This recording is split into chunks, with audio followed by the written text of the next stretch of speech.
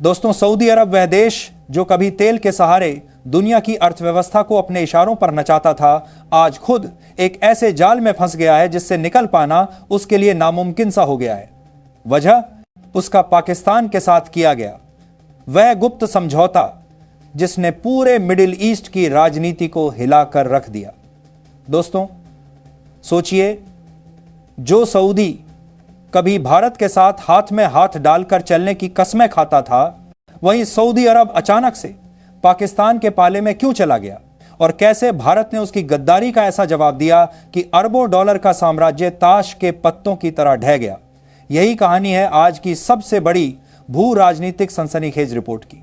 लेकिन शुरू करने से पहले आपसे एक छोटी सी गुजारिश है, अगर आप चैनल पर नए हैं तो अभी सब्सक्राइब का बटन दबाइए, वीडियो को लाइक करिए और अंत तक हमारे साथ बने रहिए, क्योंकि आगे जो खुलासे आप सुनने वाले हैं वो आपके होश उड़ा देंगे। दोस्तों, कहानी शुरू होती है उस सुरक्षा समझौते से जिस पर सऊदी अरब ने पाकिस्तान के साथ चुपचाप हस्ताक्षर किए। यह कोई साधारण करार नहीं था, बल्कि ऐसा समझौता था जिसमें लिखा गया था कि अगर पाकिस्तान पर किसी भी देश ने हमला किया तो सऊदी अरब उसे अपने ऊपर हमला मानेगा। यानी सीधे शब्दों में कहें तो सऊदी अरब खुद को मुस्लिम देशों का नाटो बनाने चला था। सोचना जरा, अगर कल भारत और पाकिस्तान में युद्ध छिड़ता तो उसमें सऊदी अरब भी कूद पड़ता। यही तो वह छुरा था जो सऊदी ने भारत की पीठ में घोंपा। भारत ने जब इस गद्दारी की भनक पाई तो उसने सीधे युद्ध की जगह एक मास्टर स्ट्रोक खेला। भारत जानता था कि सऊदी की असली ताकत तेल है और तेल ही उसकी कमजोरी भी। बस यहीं से खेल पलट गया।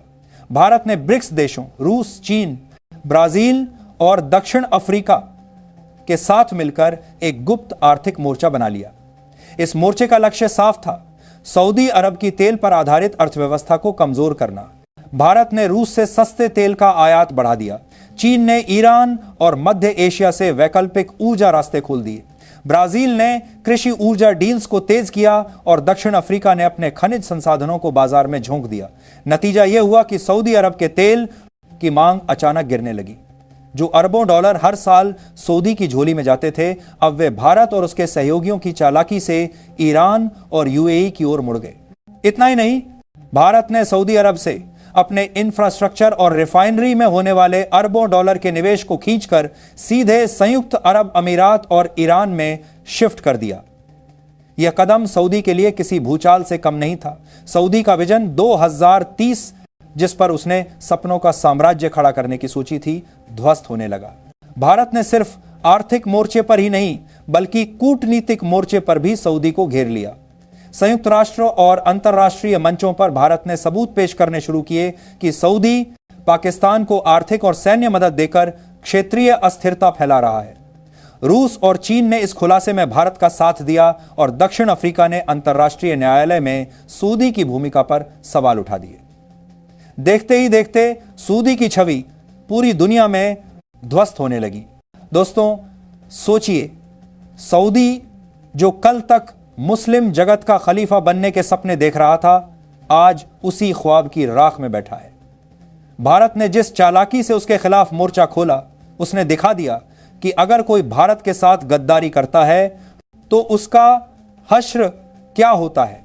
अब बात करते हैं उस सबसे बड़े झटके की जिससे सऊदी अरब की नींव हिल गई। भारत और यूएई के बीच 220 बिलियन डॉलर की डील साइन हुई। यह वही डील थी जो पहले सऊदी के हिस्से में आने वाली थी, लेकिन भारत ने समय रहते अपने पत्ते बदल दिए और सऊदी की जगह सीधे यूएई को यह डील पकड़ा दी। सोचिए, जिस सऊदी ने पाकिस्तान को गले लगाकर भारत से विश्वासघात किया, उसी के सामने भारत ने उसकी सबसे बड़ी डील छीनकर उसके प्रतिद्वंदी यूएई की झोली में डाल दी। यही नहीं रुके भारत के कदम, भारत ने ब्रिक्स देशों को भी सऊदी के खिलाफ खड़ा कर दिया। ब्रिक्स, जिसमें हाल ही में सऊदी को शामिल किया गया था, उसने सऊदी को बाहर का रास्ता दिखाने का प्रस्ताव पास कर दिया। यानी जिस प्लेटफॉर्म से सऊदी अरब अपने सपने पूरे करना चाहता था, वहीं से उसे लात मारकर बाहर कर दिया गया। अब आप सोच रहे होंगे कि भारत को सऊदी की गद्दारी का पता चला कैसे? तो दोस्तों, यही है इस कहानी का सबसे सनसनीखेज हिस्सा। भारतीय खुफिया एजेंसियों के पास खाड़ी देशों में फैला एक ऐसा गुप्त नेटवर्क है जो हर छोटे बड़े कदम पर नजर रखता है। लाखों भारतीय जो खाड़ी देशों में काम करते हैं, उनमें से कई गुप्त रूप से भारत की एजेंसियों से जुड़े हुए हैं। इन्हीं की मदद से भारत को पता चला कि रियाद में पाकिस्तानी अधिकारियों और सऊदी खुफिया एजेंसी के बीच गुप्त बैठकें हो रही हैं। इन बैठकों में पाकिस्तान को तेल, धन और हथियारों की गुप्त आपूर्ति पर चर्चा हो रही थी। भारत ने इन सबूतों को तुरंत सार्वजनिक नहीं किया। क्यों? क्योंकि भारत जानता था कि जल्दबाजी में खुलासा करने से खाड़ी देशों में रह रहे भारतीयों की सुरक्षा खतरे में पड़ सकती थी।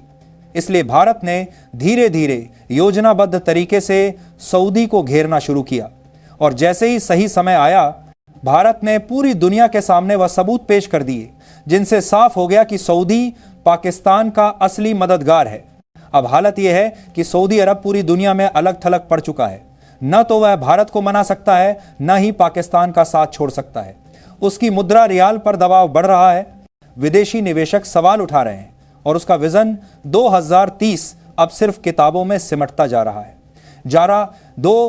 और दोस्तों, इस कहानी का सबसे बड़ा ट्विस्ट यह है कि अमेरिका के पूर्व राष्ट्रपति डोनाल्ड ट्रंप ने भी भारत का साथ देते हुए साफ कहा कि वह सऊदी अरब के खिलाफ सख्त कदम उठाने जा रहे हैं।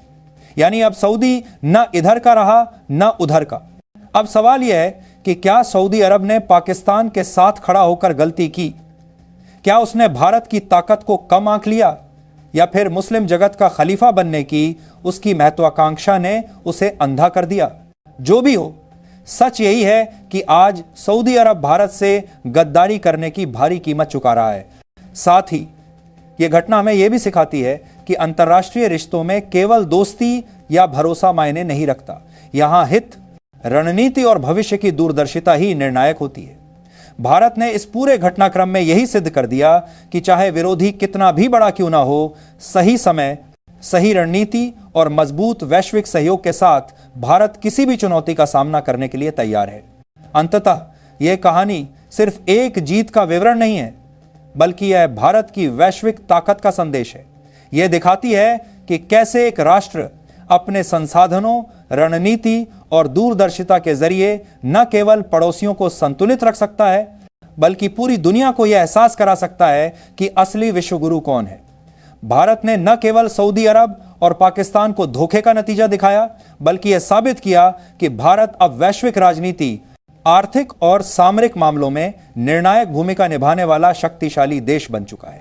दोस्तों, यही वह कारण है कि आज भारत को सिर्फ जीतने वाला राष्ट्र नहीं कहा जा सकता, बल्कि वह एक विश्व गुरु, एक रणनीतिक मास्टरमाइंड और एक ऐसा देश है जो आने वाले वर्षों तक अपनी शक्ति और प्रभाव के आधार पर पूरी दुनिया को प्रभावित करेगा।